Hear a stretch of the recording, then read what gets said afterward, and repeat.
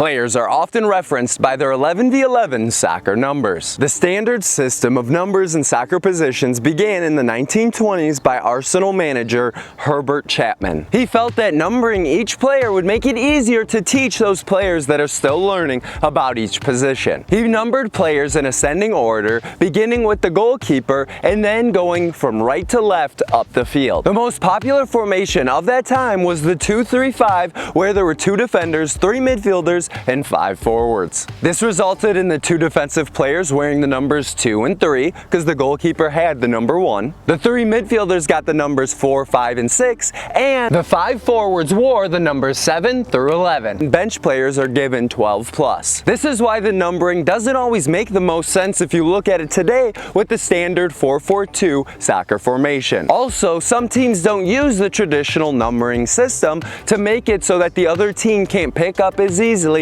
on which number is playing which position. Using a 4-3-3 formation, that goalkeeper again is given the number 1 jersey because they can use their hands inside the penalty area. Goalkeepers are required to have different colored jerseys so that the referees can easily distinguish who's allowed to use their hands. The numbers 2 and 3 are for the outside backs, also known as the fullbacks. Oftentimes, these players may even be considered wingbacks if they have any offensive responsibilities of carrying the ball up the flanks in order to cross it into the box. Numbers 4 and 5 are for the center backs. However, notice in this formation where the team is using a sweeper and a stopper or a center defender that the number 4 is often for that sweeper and number 5 is for that center back or stopper. The number 6 is a center defensive midfielder, also known as the CDM. Many coaches often associate the center defensive midfield position as one of their defenders because their main responsibility and role is to minimize the amount of players that can dribble through the midfield